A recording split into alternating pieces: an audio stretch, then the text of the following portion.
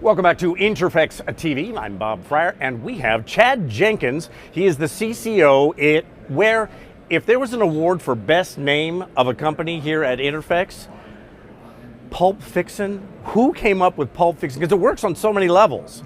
PulpFixin, A, you think of the movie, but B, it is exactly what it is that you guys do. Pulp, biodegradable, compostable. It works fantastic. Who came up with that name? Thank you. It's our president. He's a master of coming up with brands and ideas.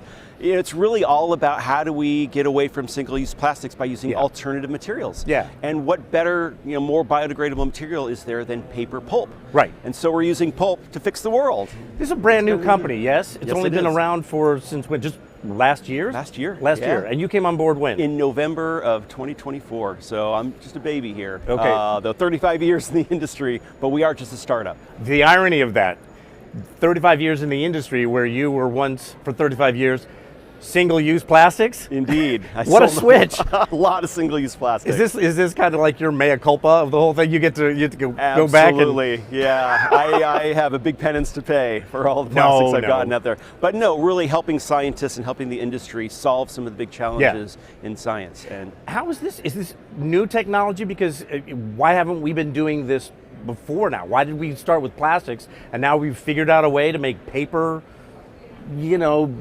be able to do the same things that plastics can do? Great question. It's really the innovation that's coming out to make paper more durable. Paper's been around forever. Of course, it's one of the oldest materials out there. But how do we make it durable? And that's where our future film came into play. A proprietary sealant to encapsulate the paper pulp material to make it more robust and more durable and be able to go into liquid nitrogen, -80 freezers, and withstand automation environments. So it's that durability of the sealant that is the key that's allowed us to compete with plastics. Now you have a background in molecular biology, correct? That's where you came from.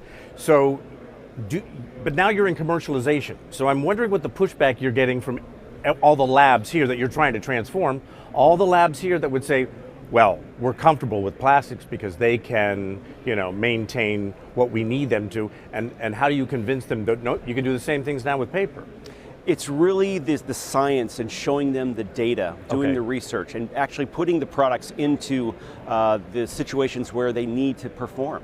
So putting them into an automated environment, putting them into automated cappers and decappers and the freezers. Those applications, that data that's coming out is really the reason why scientists want an alternative. Right. We all want an alternative. It's the right thing to do. Yeah, we can all agree on that. Yeah, but there hasn't been a good alternative or something shown that can be biodegradable as well as durable. That's that sweet spot where we get the performance and also the benefit of getting away from single-use plastics. So you have a presence here on the INTERPHEX show floor, PulpFixin does. Tell me what happens when I come up to the booth. What's the conversation? How does it go about? It's really just asking them what is their application that they're using single-use plastics for, and what is the unnecessary plastics that they're using. And that's the key right there. You just said it. Unnecessary plastics. Because we're going to use plastics for something, right? Absolutely. We can't get rid of it completely. But it's the unnecessary things that we can work on. So the tube that you're putting your DNA or your cells into, let's leave that alone for now. Let's look at the holders that those tubes and vials and racks are going into. The accessories to the automation. And that's an easy switch. And who knows what innovations may happen 10 years from now with this sealant that you're talking about. Maybe we can, in years to come, get rid of all plastic. Absolutely, and that's the work we're doing on the background, is to look at bioplastics. Alternatives for certain applications where we can use other materials like polyesters that can be cultured. We can grow plastics within bacteria. Are you all, because I was looking at some of the different products that you have, and you've got a wide range of things that you can make, but say someone came to you and one of your products doesn't fit their needs. Can you then make a custom type of product for them? Absolutely. That's a great question because we're very, very good at custom. We've had custom projects that come through and we can turn it around with our design team in a couple of weeks. We're using paper as a material. We're not injection molding anything. It's so much easier to create custom solutions from paper. That's amazing. We don't have the injection molds, the time, the tooling, all that has to go into normal injection molding plastic processes. Your first time here at INTERPHEX, am I right? It is. Tell me about your experience so far. I love the automation. This is great. Even if you're not in this industry, it's a cool one to come to, isn't it? Absolutely, and I love seeing the automation here. people taking the expense to bring it here to show exactly what it is. It's not a video type of an experience here. It's a real world, bringing the equipment here to see and talk to specialists who understand the science. Yeah, and that's what's great. Some of the things here are a heavy lift. There's some big pieces of equipment that you're right. It takes a lot. So you can see the importance of coming here to INTERPHEX. And I'm surprised that you have 35 years in the single-use plastics that you had never been before. What kept you away?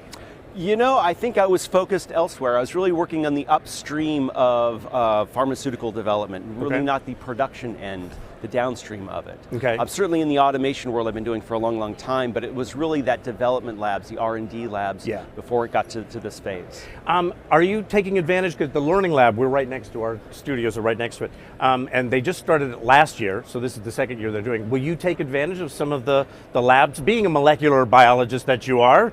You know? Absolutely, I can't learn enough, and I'm very much of a nerd in that respect. I love to see and learn what else is out there, and this is a great venue to do that. Have you, maybe some of the things that you've experienced walking the floor? I know your job is to, promote PulpFixin, but what are some of the fun things that you've discovered out there? It's really how we're automating the industry. There's such a need for more automation as funding is going down, productivity levels need to go up. How are we going to get there? It's through automation and using the people to focus on the science and how can we innovate rather than the day-to-day rudimentary things that we do. How can we replace that with tools to make us more productive? One of the things that I've noticed is that how one part of the industry will help to spur on innovation and maybe another part of it. And there are a lot of people out there talking about sustainability. Not just PulpFixin, but sustainability is in so many of the other booths. Do you maybe just peruse around some of those and go, wow, how can we make PulpFixin better? Of course, sure, absolutely. And I'm very interested in the bioprocessing. Okay. As bioprocessing becomes more scalable and lower cost, so does the reality of low-cost bioplastics. Right now, bioplastics are very expensive to make, but we can get there through better innovation in bioprocessing, which is part of what's happening here at the show. So I'm excited to see that evolve here. Well, Chad, I'm gonna cut you loose and let you go back out there and keep exploring INTERPHEX. But before I do, I wanted to ask you one thing.